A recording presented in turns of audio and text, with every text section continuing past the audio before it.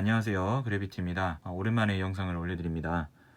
이번 영상부터는 2014학년도부터 15학년도, 16, 17, 18, 19학년도까지 6개년 그 기출문제, 과학교육용 기출문제를 좀 보도록 하겠습니다. 그러니까 지구과학 기출문제 중에서 과학교육용 기출만 따로 이렇게 뽑아서 영상을 제작하려고 합니다. 2014학년도 같은 경우는 총 8문제 과학교육론 문제가 있는데요. 그 중에서 이제 전공 B, 그러니까 3교시 때 시험 본 전공 B에서 논술형 1번 같은 경우는 제가 그 전공 풀이를 올리면서 기출풀이 올리면서 거기에 지금 과교론 기출도 같이 있습니다. 그래서 검색을 하실 때 14년 띄고 B 띄고 논술형 띄고 1번 띄고 자유도 이렇게 검색하시면 이 문제 보실 수 있고, 제가 그 댓글에 몇 분 몇 초부터 보시면 그 과학교육용 풀이가 볼 수 있으신지 제가 댓글 달아놨거든요. 그래서 그것을 확인하시면 될 것 같습니다.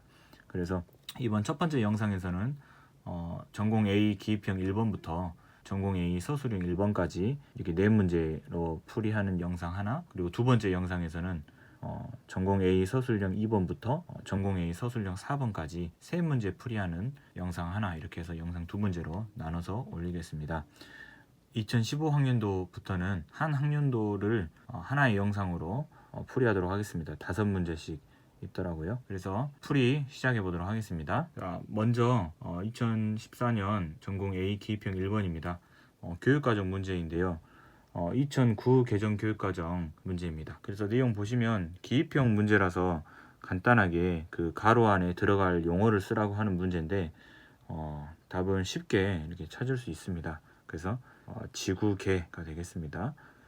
이제 이 교육과정 내용은 한 번씩 그 교육과정 설명을 쭉 한번 읽어보시면 도움이 될 것 같거든요. 그래서 이렇게 특별히 막 외우고 들어가는 것 뭐가 나올지 모르니까 외우고 들어간다기보다 한번 쭉 눈에 익혀서 풀이를 해야 될 것 같습니다. 교육과정에서 이렇게 가로 넣기로 그 내용을 물어보는 문제가 자주 출제가 되고 있죠. 근데 저도 뭐 맞춘 적도 있고 뭐 틀린 적도 있고 이것을 딱히 외워서 외우고 있어서 맞추는 것은 좀 어렵지 않을까 생각을 했습니다. 그래서 교육과정을 좀 자주 보고 눈여겨보고 이렇게 시험에 임하면 좋은 결과가 있지 않을까 생각됩니다. 다음 문제 보시겠습니다. 네, 다음으로 전공 A 기입형 2번 문제 보도록 하겠습니다. 로슨의 순환학습 문제인데요. 이제 이렇게 되어 있고요. 그리고 이렇게 되어 있습니다. 지금 문제는 가나 다 이 단계가 순서대로 되어 있지 않고 이제 그 순환학습 모형의 탐색 단계, 개념 도입 단계, 개념 적용 단계 중에서 어떤 단계인지를 먼저 찾아야 될 것 같습니다. 그러니까 가나다가 순서대로 만약에 되어 있다라고 먼저 생각을 했다면 순서가 틀린지 순서대로 되어 있는지를 모르고 문제를 접근했다 하더라도 이 내용을 보고 이게 탐색 단계가 맞을까?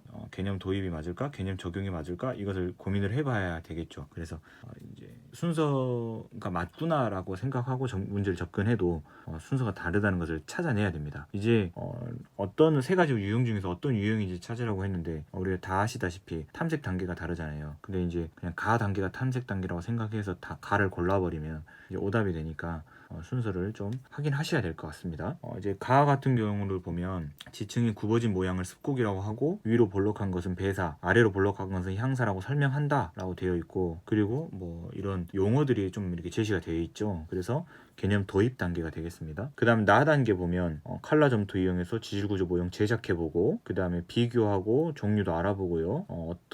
지질구조가 지질도 작성에 어떤 도움이 되는지 알아보고, 이런 단계는 전부 다 그 탐색 단계에 해당되는 내용이라고 보시면 되겠죠. 다 단계는 이제 그 배운 내용 그리고 탐색 단계에서 배우고 또 개념 도입 단계에서 개념을 익힌 다음에 그것을 이제 적용해보는 단계죠. 그래서 우리 고장에서 볼 수 있는 단면 찾아서 어떤 지질 구조들이 있는지 알아보고, 또 이렇게 수집한 지질 구조 단면 사진을 유형별로 분류해서 특징도 정리해보고, 이런 것들은 개념 그 응용 단계, 적용 단계 되겠습니다. 그래서 이제 어떤 유형이냐라고 하면 나 단계라고 쓰면 되겠고, 탐색 단계 이렇게 쓰시면 되겠고, 어떤 유형이냐라고 하는 것은 이 탐색 단계의 내용을 보고 이제 어떤 유형인지 찾아야겠죠. 그래서 서술형 순환학습, 경험기 추적 순환학습, 가설 연역적 순환학습의 특징들을 각각 다 알고 계셔야 되겠죠. 탐색 단계에서의 특징요.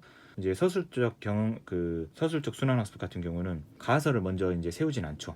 서술적 질문을 교사들이 하면 그거에 대해서 답을 하는 식으로 이렇게 가설을 세우지 않는다는 것이 핵심이죠.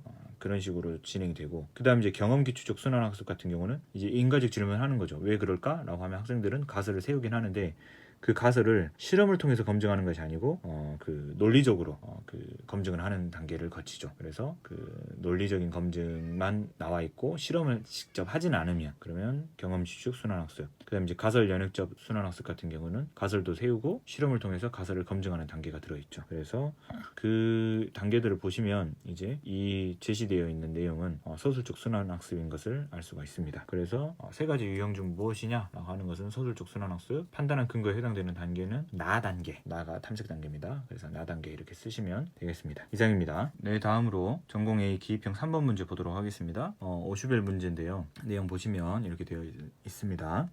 선행 조직자를 찾아 쓰라고 했는데요. 이제 선행 조직자라고 하는 것은 이제 그 우리가 제시될 그 수업 과제보다 추상적이고 그다음에 포괄적이고 일반적인 그런 소개 자료, 안내 자료 이런 것들을 선행 조직자라고 하죠.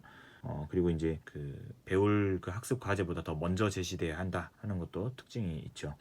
그래서 지금 배우고자 하는 내용은 지구 온난화에 의한 해수면의 변화, 이것을 배우려고 하는데 그 해수면의 그 온도가 높아지면 부피가 팽창한다는 것을 배우기 앞서서 그 알코올 체온계를 제시를 해서 구부를 손에 이제 쥐면 알코올 기둥의 높이가 올라가는 것을 이제 관찰시키는 거죠. 그래서 이 알코올 기둥의 높이가 올라가는 것이 온도 상승에 따른 부피 팽창인 것을 배우고, 그 다음에 이제 이 해수면의 온도 상승에 따른 부피 팽창을 이제 학생들이 접하기 때문에 이제 선행 조직자로 제시되는 것은 이제 알코올 체온계가 되겠습니다. 그래서 선행 조직자를 찾아 쓰라고 했으니까 저는 이제 알코올 체온계 이거 하나만 이렇게 써도 되고, 혹은 이제 알코올 체온계 구부를 손에 쥐었을 때 알코올 기둥 높이가 올라가는 것까지 이제 쓰신 분도 있더라고요. 선행 조직자를. 그래서 뭐 알코올 체온계만 써도 되고, 혹은 올라가는 것까지 이제 쓰신 분도 있다. 근데 선행 조직자를 찾아 쓰라라고 했을 때 저는 알코올 체온계만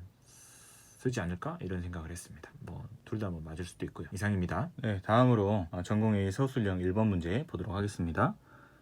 부의도 문제인데요. 자, 문제 이렇게 되어 있습니다. 보시고요. 또 이렇게 되어 있고요. 이렇게 되어 있습니다. 네, 보시겠습니다. 가로 안에 들어갈 용어는 뭔지 써라 라고 했고요. 해당되는 예시를 부의도의 내용을 활용해서 두 가지 서술해라 라고 되어 있습니다. 가로 안에 들어갈 내용은 이제 그 능동적 상호작용 이렇게 이제 쓰시면 되겠죠. 그리고 이제 해당되는 예시를 제시된 부의도 활용해서 두 가지 서술해라 라고 했는데, 이제 그 능동적 상호작용이라고 하는 것이 이 방법론적 측면과 이론적 측면이 별개가 아니고 서로 영향을 미치면서 과학이 발전해 나간다. 그리고 뭐 이렇게 과학이 뭐 진보해 나간다. 뭐 이런 내용이잖아요. 그래서 이 방법론적 측면 그리고 이론적 측면이 서로 영향을 미친다는 그런 내용을 쓰면 좋겠어요. 근데 지금 두 가지를 서술해라고 했는데, 지금 방법론적 측면에 지식 주장 그리고 자료 변화는 생략되어 있고 기록이 있습니다. 이론적 측면은 이론, 원리, 개념 이렇게 있는데요. 이제 두 가지를 쓰라고 했는데 이제 방법론적 측면에 기록이랑 지식 주장의 내용이 이제 있기 때문에 이 두 가지를 조금 활용해 보면 되지 않을까라고 생각을 했습니다. 어떻게 저는 썼냐면 이제 실험을 우리가 하면 이제 이런 뭐 준비물 있고 실험 과정도 있고 이 주제와 관련된 여러 가지 개념들이 이제 있죠. 그래서 저는 어떻게 썼냐면 여러 가지 이렇게 개념들 중에서 관찰 결과의 기록에 시간에 따른 온도 변화를 표로 제시한다. 저는 이렇게 한 가지를 썼습니다. 첫 번째는요. 그러니까 개념들이 있고 그 개념들 중에서 필요한 내용들을 기록했다. 실험 결과를 기록했다라고 저는 생각했습니다. 왜냐면 여기 온도가 있고 이제 여기는 온도가 있는 거고, 여기는 이제 시간은 안 나왔지만 시간에 따른 온도 변화를 기록하는 거니까 좀 실험 개념들과 그리고 관찰 결과의 기록, 온도에 따른 시간에 따른 온도의 변화를 기록했다는데요. 이렇게 첫 번째를 썼습니다. 그 다음에 이제 두 번째는 이제 지식 주장과 관련지어서 썼는데 이제 어떻게 썼냐면 관찰 결과를 이 지식 주장으로 이렇게 나타냈고, 이 관찰 결과의 원인을 이제 이론으로 설명한다. 설명할 수 있다. 이렇게 썼습니다. 이제 이론이라고 하는 게 그 관찰 결과의 현상에 대한 원인을 설명한다고 되어 있거든요.